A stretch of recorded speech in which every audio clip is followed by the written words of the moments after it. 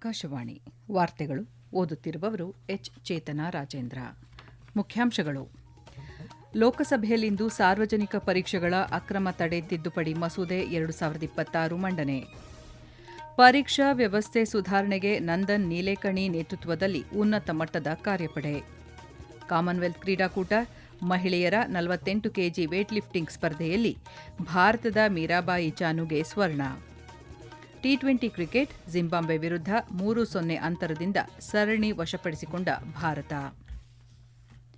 ವಾರ್ತೆಗಳ ವಿವರ.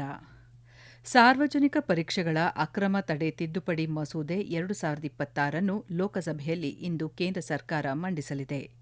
2024ರ ಸಾರ್ವಜನಿಕ ಪರೀಕ್ಷೆಗಳ ಅಕ್ರಮ ತಡೆ ಕಾಯ್ದೆಗೆ ತಿದ್ದುಪಡಿ ತರಲು ಈ ಮಸೂದೆ ಉದ್ದೇಶಿಸಿದ್ದು, ಕೇಂದ್ರ ಸಚಿವ ಡಾ ಜಿತೇಂದ್ರ ಸಿಂಗ್ ಮಸೂದೆಯನ್ನು ಮಂಡಿಸಲಿದ್ದಾರೆ. ಪ್ರಶ್ನಪತ್ರಿಕೆ ಸೋರಿಕೆ ಹಾಗೂ ಪರೀಕ್ಷಾ ಅಕ್ರಮ ಪ್ರಕರಣಗಳಲ್ಲಿ ತ್ವರಿತ ನ್ಯಾಯಾಲಯಗಳ ಸ್ಥಾಪನೆ ಮತ್ತು ಕಠಿಣ ಶಿಕ್ಷೆ ವಿಧಿಸುವ ಸಂಬಂಧದ ಕರಡು ಮಸೂದೆಗೆ ಕೇಂದ್ರ ಸಚಿವ ಸಂಪುಟ ಶುಕ್ರವಾರ ಅನುಮೋದನೆ ನೀಡಿತು. ದೇಶದ ಪರೀಕ್ಷಾ ವ್ಯವಸ್ಥೆಯಲ್ಲಿ ಸಮಗ್ರ ಸುಧಾರಣೆ ತರಲು ತಂತ್ರಜ್ಞಾನ ತಜ್ಞ ನಂದನ್ ನೀಲೇಕಣಿ ನೇತೃತ್ವದಲ್ಲಿ ಉನ್ನತ ಮಟ್ಟದ ಕಾರ್ಯಪಡೆ ರಚಿಸಲಾಗಿದೆ ಎಂದು ಪ್ರಧಾನಮಂತ್ರಿ ನರೇಂದ್ರ ಮೋದಿ ಘೋಷಿಸಿದ್ದಾರೆ. ವಿಡಿಯೋ ಸಂದೇಶದಲ್ಲಿ ಮಾತನಾಡಿದ ಪ್ರಧಾನಮಂತ್ರಿ, ಪರೀಕ್ಷಾ ವ್ಯವಸ್ಥೆಯನ್ನು ಮತ್ತಷ್ಟು ಬಲಪಡಿಸುವತ್ತ ಕಾರ್ಯಪಡೆ ಗಮನಹರಿಸಲಿದ್ದು, ಅದರ ಶಿಫಾರಸುಗಳ ಆಧಾರದ ಮೇಲೆ ಮುಂದಿನ ಪರೀಕ್ಷೆಗಳ ವಿಶ್ವಾಸಾರ್ಹತೆಯನ್ನು ಖಾತ್ರಿಪಡಿಸಲು ಶೀಘ್ರವೇ ಅಗತ್ಯ ಕ್ರಮಗಳನ್ನು ಕೈಗೊಳ್ಳಲಾಗುವುದು ಎಂದು ಹೇಳಿದ್ದಾರೆ. ದೇಶದ ಪರೀಕ್ಷಾ ವ್ಯವಸ್ಥೆ ವಿಶ್ವಾಸಾರ್ಹ, ಪಾರದರ್ಶಕ ಹಾಗೂ ತಂತ್ರಜ್ಞಾನದ ಗರಿಷ್ಠ ಬಳಕೆಯನ್ನು ಒಳಗೊಂಡಿರಬೇಕು ಎಂದರು. ಕಾರ್ಯಪಡೆಯಲ್ಲಿ ಗುಪ್ತಚರ ದಳದ ಮಾಜಿ ನಿರ್ದೇಶಕ ತಪನ್ ಡೇಕಾ, ಭಾರತೀಯ ಬಾಹ್ಯಾಕಾಶ ಸಂಶೋಧನಾ ಸಂಸ್ಥೆಯ ಮಾಜಿ ಅಧ್ಯಕ್ಷ ಎಸ್ ಸೋಮನಾಥ್, ಐಐಟಿ ಚೆನ್ನೈನ ನಿರ್ದೇಶಕ ವಿ ಕಾಮಕೋಟಿ, ಮಾಜಿ ಶಿಕ್ಷಣ ಕಾರ್ಯದರ್ಶಿ ಅನಿತಾ ಕಾರ್ವಾಲ್ ಹಾಗೂ ವ್ಯವಸ್ಥಾಪನಾ ತಜ್ಞ ಅಮೃತ್ ಲಾಲ್ ಮೀನಾ ಸದಸ್ಯರಾಗಿದ್ದಾರೆ. ಪರೀಕ್ಷಾ ಅಕ್ರಮಗಳನ್ನು ತಡೆಯಲು ಕಠಿಣ ಕಾನೂನು ನಿಯಮಗಳನ್ನು ಒಳಗೊಂಡ ಹೊಸ ಮಸೂದೆಯನ್ನು ಇಂದು ಸಂಸತ್ತಿನಲ್ಲಿ ಮಂಡಿಸಲಾಗುವುದು.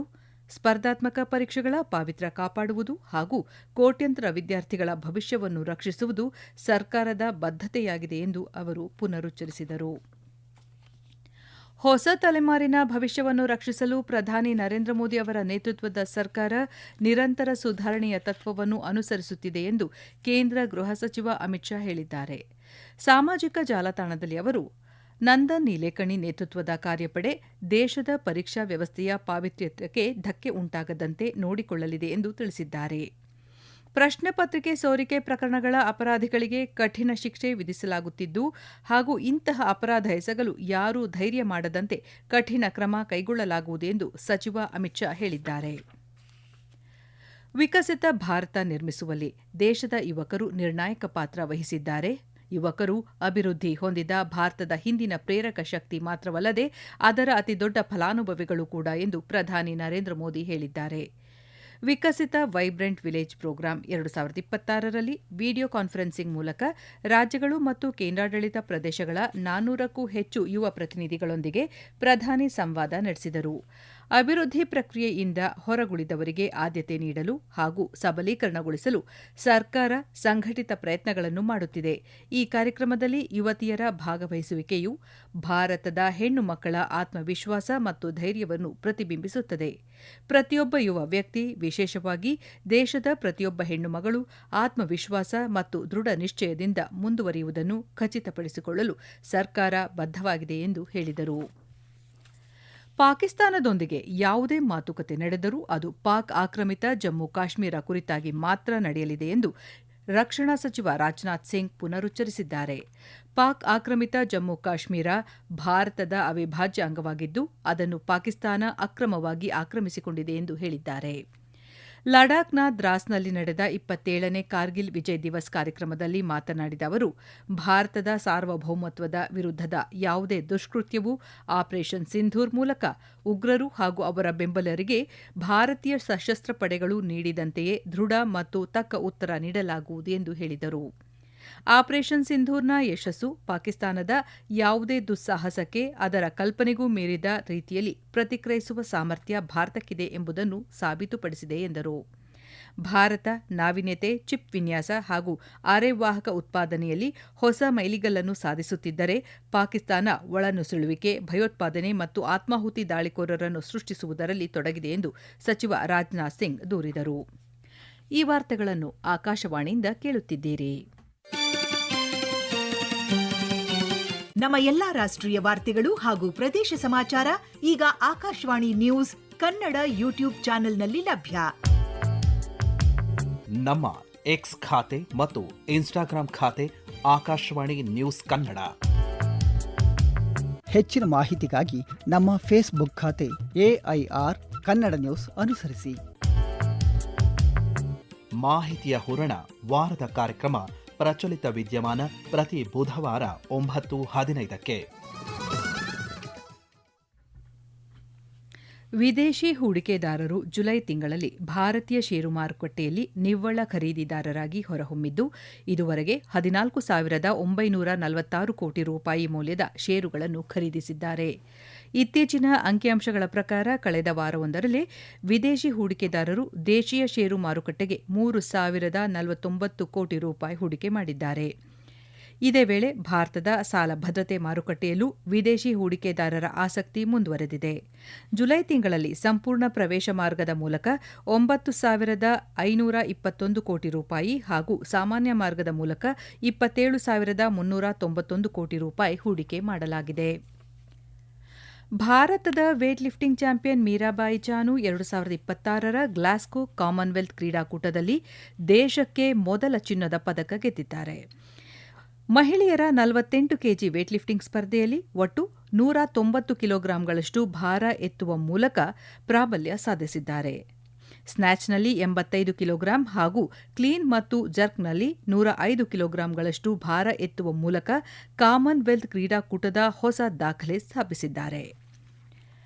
2018 ಮತ್ತು 2022ರ ನಂತರ ಈ ವಿಜಯವು ಅವರಿಗೆ ಸತತ 3ನೇ ಕಾಮನ್ವೆಲ್ತ್ ಕ್ರೀಡಾಕೂಟದ ಚಿನ್ನದ ಪದಕವನ್ನು ತಂದುಕೊಟ್ಟಿತು. ಮೀರಾಬಾಯಿ ಚಾನು ಅವರ ಈ ಸಾಧನೆಗೆ ಉಪರಾಷ್ಟ್ರಪತಿ ಸಿಪಿ ರಾಧಾಕೃಷ್ಣನ್, ಪ್ರಧಾನಿ ನರೇಂದ್ರ ಮೋದಿ, ಕೇಂದ್ರ ಗೃಹ ಸಚಿವ ಅಮಿತ್ ಶಾ ಸೇರಿದಂತೆ ಅನೇಕ ಗಣ್ಯರು ಅಭಿನಂದನೆ ಸಲ್ಲಿಸಿದ್ದಾರೆ. ಪುರುಷರ 60 ಕೆಜಿ ವೇಟ್ ಲಿಫ್ಟಿಂಗ್ ಸ್ಪರ್ಧೆಯಲ್ಲಿ ಭಾರತದ ರಿಷಿಕಾಂತ್ ಸಿಂಗ್ ಬೆಳ್ಳಿ ಗೆದ್ದಿದ್ದಾರೆ. ಒಟ್ಟಾರೆ 264 ಕೆಜಿ ತೂಕ ಎತ್ತಿದ ರಿಷಿಕಾಂತ್ ಸಿಂಗ್ ಸ್ನ್ಯಾಚ್ನಲ್ಲಿ 121 ಕೆಜಿ ಎತ್ತುವ ಮೂಲಕ ದಾಖಲೆ ನಿರ್ಮಿಸಿದರು. ಕ್ಲೀನ್ ಮತ್ತು ಜರ್ಕ್ನಲ್ಲಿ 143 ಕಿಲೋಗ್ರಾಂ ಭಾರ ಎತ್ತಿದರು. ಪುರುಷರ 65 ಕೆಜಿ ವಿಭಾಗದಲ್ಲಿ ರಾಜ ಮುತ್ತುಪಾಂಡಿ ಒಟ್ಟು 286 ಕೆಜಿ ಭಾರ ಎತ್ತುವ ಮೂಲಕ ಬೆಳ್ಳಿ ಪದಕ ಗೆದ್ದಿದ್ದಾರೆ. ಈ ಪೈಕಿ ಸ್ನ್ಯಾಚ್ನಲ್ಲಿ 126 ಕೆಜಿ ಹಾಗೂ ಕ್ಲೀನ್ ಮತ್ತು ಜರ್ಕ್ನಲ್ಲಿ 160 ಕೆಜಿ ಸೇರಿದೆ.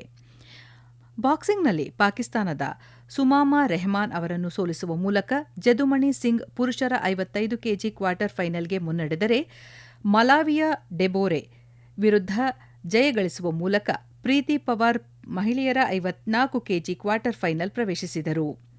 1 ಚಿನ್ನ, 2 ಬೆಳ್ಳಿ ಮತ್ತು 1 ಕಂಚಿನೊಂದಿಗೆ ಭಾರತದ ಪದಕಗಳ ಸಂಖ್ಯೆ ಈಗ 4ಕ್ಕೆ ಏರಿಕೆಯಾಗಿದೆ. ಪ್ಯಾರಾ ಪವರ್ ಲಿಫ್ಟರ್ ಜುಂಡು ಕುಮಾರ್ ಸ್ಪರ್ಧೆಯ ಮೊದಲ ದಿನದಂದು ಪುರುಷರ ಹೆವಿ ವೇಟ್ ಸ್ಪರ್ಧೆಯಲ್ಲಿ ಕಂಚಿನ ಪದಕ ಪಡೆದಿದ್ದಾರೆ. ಹರಾರಿಯಲ್ಲಿ ನಿನ್ನೆ ನಡೆದ ಜಿಂಬಾಬ್ವೆ ವಿರುದ್ಧದ 3ನೇ ಹಾಗೂ ಅಂತಿಮ ಟಿ20 ಅಂತಾರಾಷ್ಟ್ರೀಯ ಕ್ರಿಕೆಟ್ ಪಂದ್ಯದಲ್ಲಿ ಭಾರತ 35 ರನ್ಗಳಿಂದ ಭರ್ಜರಿ ಜಯ ದಾಖಲಿಸಿದೆ. ಈ ಮೂಲಕ ಸರಣಿಯನ್ನು 3-0 ಅಂತರದಿಂದ ವಶಪಡಿಸಿಕೊಂಡಿದೆ. ಟಾಸ್ ಗೆದ್ದು ಮೊದಲು ಬ್ಯಾಟಿಂಗ್ ಮಾಡಿದ ಭಾರತ ನಿಗದಿತ 20 ಓವರ್ಗಳಲ್ಲಿ 5 ವಿಕೆಟ್ ನಷ್ಟಕ್ಕೆ 192 ರನ್ ಗಳಿಸಿತು. ಭಾರತದ ಪರ ವೈಭವ್ ಸೂರ್ಯವಂಶಿ 49 ಎಸೆತಗಳಲ್ಲಿ 81 ರನ್ ಸಿಡಿಸಿದರು. ಗೆಲುವಿನ ಗುರಿ ಬೆನ್ನತ್ತಿದ್ದ ಜಿಂಬಾಬ್ವೆ ನಿಗದಿತ 20 ಓವರ್ಗಳಲ್ಲಿ 7 ವಿಕೆಟ್ ನಷ್ಟಕ್ಕೆ 157 ರನ್ ಗಳಿಸಲಷ್ಟೇ ಶಕ್ತವಾಯಿತು. ಮಾಯಾಂಕ್ ಯಾದವ್ 3 ವಿಕೆಟ್ ಮತ್ತು ಯಶ್ ಠಾಕೂರ್ 2 ವಿಕೆಟ್ ಪಡೆದರು. ವೈಭವ್ ಸೂರ್ಯವಂಶಿ ಪಂದ್ಯಶ್ರೇಷ್ಠ ಮತ್ತು ಸರಣಿ ಶ್ರೇಷ್ಠ ಪ್ರಶಸ್ತಿಗೆ ಭಾಜನರಾದರು. ಹಾರ್ಮುಜ್ ಜಲಸಂಧಿಯಲ್ಲಿ ಸ್ಫೋಟಕ ಸಾಧನಕ್ಕೆ ಡಿಕ್ಕಿ ಹೊಡೆದ ಪರಿಣಾಮ ತೈಲ ಸಾಗಣೆ ಹಡಗಿನಲ್ಲಿ ಇಂದು ಸ್ಫೋಟ ಸಂಭವಿಸಿದೆ. ಇರಾನ್ ಅಧಿಕಾರಿಗಳು ನಿಗದಿಪಡಿಸಿದ್ದ ಸಮುದ್ರ ಮಾರ್ಗದಿಂದ ಹಡಗು ದಿಕ್ಕು ಬದಲಿಸಿದ್ದ ಹಿನ್ನೆಲೆಯಲ್ಲಿ ಈ ಘಟನೆ ಸಂಭವಿಸಿದೆ ಎಂದು ವರದಿಯಾಗಿದೆ. ಕೊನೆಯಲ್ಲಿ ಮತ್ತೊಮ್ಮೆ ಮುಖ್ಯಾಂಶಗಳು. ಲೋಕಸಭೆಯಲ್ಲಿಂದು ಸಾರ್ವಜನಿಕ ಪರೀಕ್ಷೆಗಳ ಅಕ್ರಮ ತಡೆ ತಿದ್ದುಪಡಿ ಮಸೂದೆ 2026 ಮಂಡನೆ. ಪರೀಕ್ಷಾ ವ್ಯವಸ್ಥೆ ಸುಧಾರಣೆಗೆ ನಂದನ್ ನೀಲೇಕಣಿ ನೇತೃತ್ವದಲ್ಲಿ ಉನ್ನತ ಮಟ್ಟದ ಕಾರ್ಯಪಡೆ. ಕಾಮನ್ವೆಲ್ತ್ ಕ್ರೀಡಾಕೂಟ ಮಹಿಳೆಯರ 48 ಕೆಜಿ ವೇಟ್ ಲಿಫ್ಟಿಂಗ್ ಸ್ಪರ್ಧೆಯಲ್ಲಿ ಭಾರತದ ಮೀರಾಬಾಯಿ ಚಾನುಗೆ ಸ್ವರ್ಣ. ಟಿ20 ಕ್ರಿಕೆಟ್ ಜಿಂಬಾಬ್ವೆ ವಿರುದ್ಧ 3-0 ಅಂತರದಿಂದ ಸರಣಿ ವಶಪಡಿಸಿಕೊಂಡ ಭಾರತ. ಇಲ್ಲಿಗೆ ವಾರ್ತಾ ಪ್ರಸಾರ ಮುಕ್ತಾಯವಾಯಿತು. ನಮ್ಮ ಮುಂದಿನ ವಾರ್ತಾ ಪ್ರಸಾರ ಮಧ್ಯಾಹ್ನ 12ಕ್ಕೆ.